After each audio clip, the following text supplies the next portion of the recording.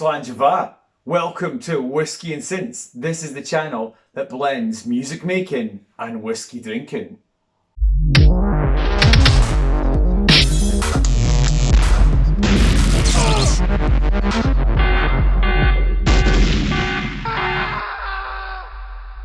So you might be thinking, well, Dave, why are you beside your oven in the kitchen then, not up in the studio like you were the other time? So, let me explain. We just moved into this new house. Nice place, really happy with it. Got this new oven, and I thought, alright, cool, I'm gonna heat up that deep fried veggie haggis supper in the oven, that I had from 2 days ago, and I'll have that for my lunch. Nice. And then, as the oven was heating up, I don't know if it was reacting with the veggie haggis supper or something like that, but it started making this sound like, I was like, oh my god, like, am I going to have to phone like the person to come get it fixed? But then I was like, wait a minute, that actually sounds really cool, man. And I don't know if it's just because of COVID and I'm missing going out drinking and going to techno clubs like Sneaky Pete's up in Edinburgh. But I was like, yeah, put a kick drum to that and that'll sound sick. So in this episode, we're going to sample my oven and we're going to make a techno beat out of it. Yes!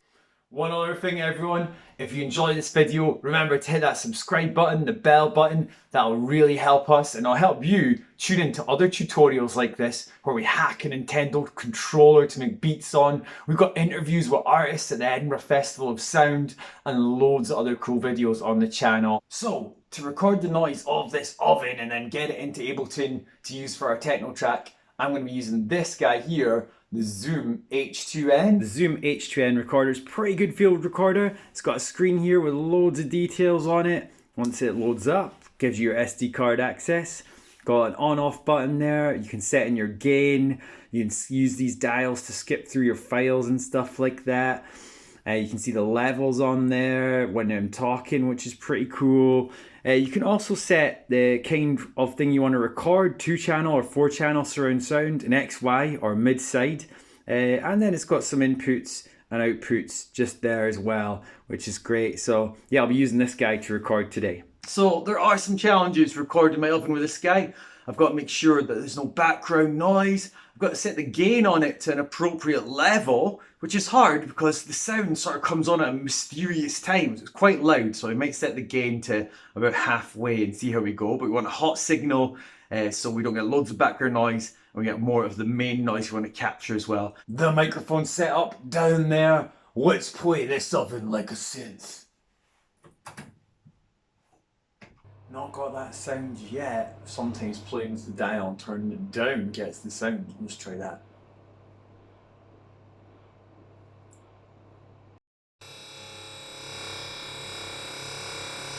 So that's us captured the sound on the Zoom H2N. Let's get the SD card out of this guy and put it in the computer, load it up in Ableton and play around with Simpler, see what we can make.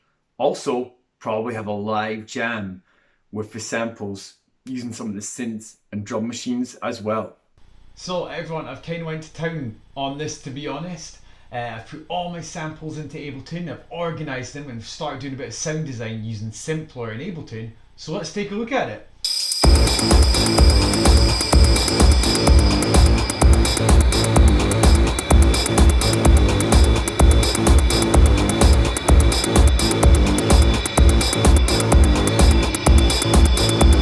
So over this part here, you can see I've got my original sounds here. I've loaded them up, I've named them, and also I've kind of put a bracket around where I want the sound. You can see that there, and turned up the gain to get at a good level as well. Let's have a listen to this one. Just the kind of general oven noise, that one. You can also see I've got oven fan 2. But the main sound we wanted was this crazy mad noise here.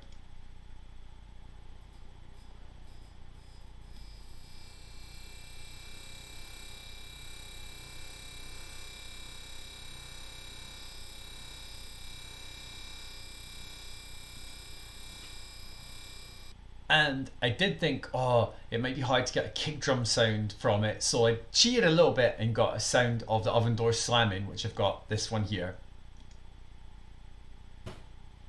So I thought maybe I can make a kick drum sound out of that and see what it would sound like. So that's what I did first.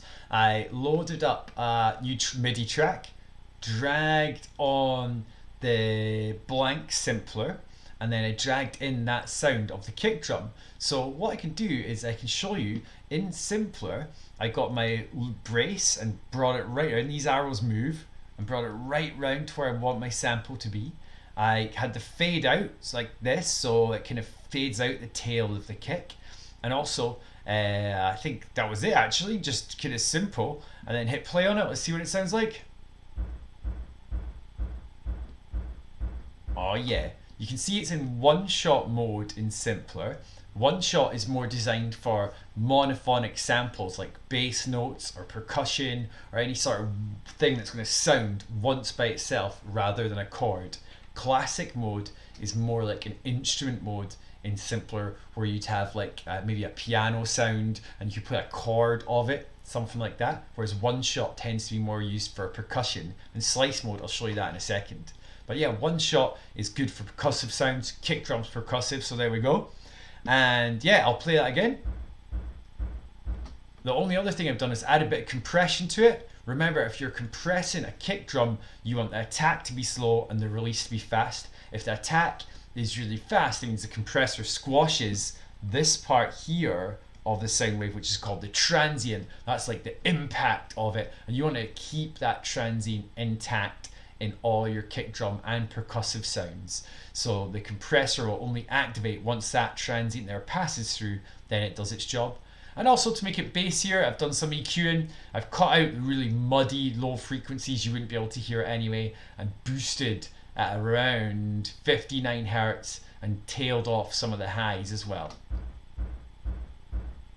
Quite a dirty industrial kick drum sound. And I actually did add a sample from a sample pack, a Legovelt electric sample pack, to pair the kick drums together, just to add a bit of fatness. So I was cheating a little bit.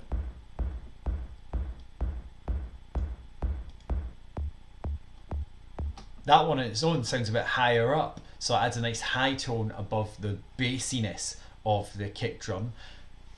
Just remember, everyone, if you're layering kick drums, you always want one to be really subby and one to be more punchy. If you have two subby ones conflicting, they're going to mask each other in the EQ range. So do remember that if you're going to be doing that. Next up, I got my oven snare. So I went to simpler. Okay, here it is. Dragged in the main noise, this one that we had earlier, and I used it in slice mode this time. So you can click slice mode down the bottom there, and what it'll do, if you have your MIDI keyboard activated using this here and you have the track armed, you can play these slices. Like, check it out.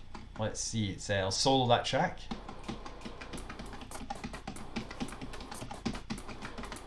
So what I did is I went into that and I thought, hey, I'll try and find out what sounds like a bit like a snare, found it, and then programmed it in. You can also move these arrowheads like that to make the slices thinner or narrower, and you can set the sensitivity of them as well. How sensitive is the algorithm when it's slicing up your samples? So slice mode in simpler is amazing. It takes your sample, whatever it is, spreads it across your keyboard in loads of little slices, and it's one of the coolest tools in Ableton. I love slice mode in simpler.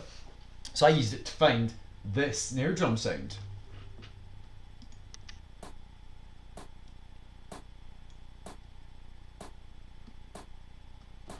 And all I did to process it was add a little bit of FabFilter EQ, just took out all the lows, and I also sent it to a return track overdrive. One thing I love doing when I've got a project on the go is I'll always have 4 return tracks set up. One's for reverb, one's for delay, one is for chorus, and one is for overdrive. Parallel overdrive can sound awesome on a snare. And what I'd say is, remember, when you're putting your devices on your return tracks, just make sure that they're set to 100% wet in the settings. Like this one wasn't, so I'm going to change that to 100% there. The delay, 100%. Chorus, let's check it. Yeah, it's set to 100%, and overdrive is set to 100% dry wet. And that's because if you got your signal coming through your main channel and you send it to an auxiliary and it's got an effect on it, but it's letting through 50% of the original signal and 50% of the effect, that means it's going to bring up the over volume a lot. You want this channel to be your original signal and this channel just to be the effect. So let's hear what it sounds like with a kick. Okay.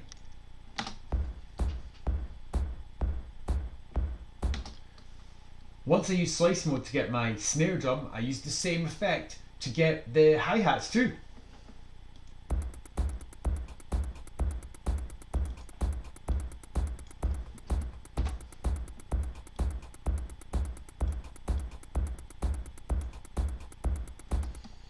One good tip when you're programming hi-hats is remember to use the velocity stocks.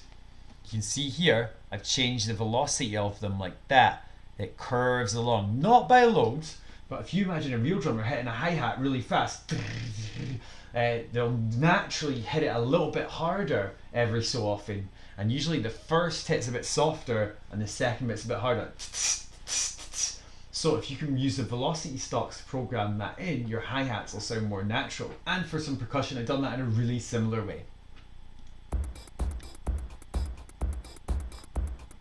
This time the percussion is sent to some chorus and some drive here using the return tracks there.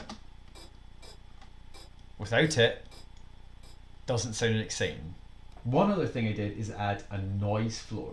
Now in a digital system in a computer, there's no background noise like there was in tapes and records, and in real life you get background noise all the time. So a noise floor emulates that. So I got the oven of the fan when it was just kind of running away quite quietly and put that very low volume in my track, and I'll add it in now, I'll play it, and you won't really notice it, but once it's taken out and muted, you'll know something's missing. So that's with, without. Doesn't have the same kind of atmosphere. And of course I've got my main noise here.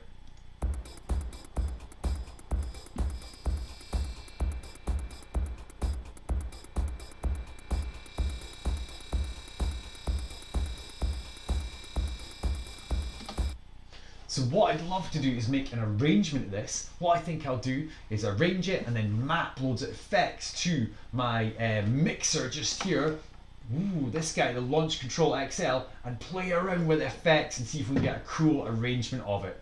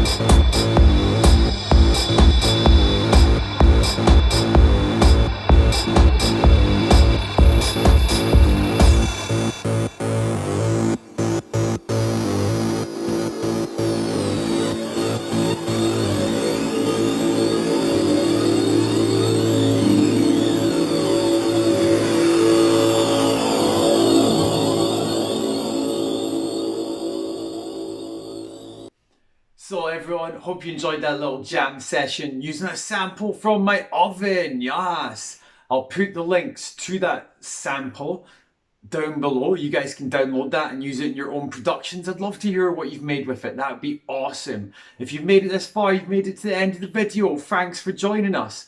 We've got other videos as well on Whiskey and Synths where you can hack a Nintendo controller. I'll show you how to do that, and loads of other things. Hopefully in this video today you've enjoyed learning about how to use Simpler in Ableton, some tricks using that and effects, and a little bit of a performance using the monologue, the launch Control XL for using the mixing and effects and arranging it. And yeah, we had a lot of fun making that track today. Hope you guys enjoyed it too. I'll put up some of the stems down below. Remember, if you like this, hit subscribe. Hit the bell button, it'll keep you up to date for future episodes. And also I'm going to link to my brother's channel, Camshackle. My brother James, his artist name's Camshackle. He also makes tracks and YouTube videos I think you'll enjoy as well. So thanks for tuning in. Enjoy the rest of your day, enjoy the rest of your music, enjoy the rest of your whiskey. Slàinte mhath, everyone.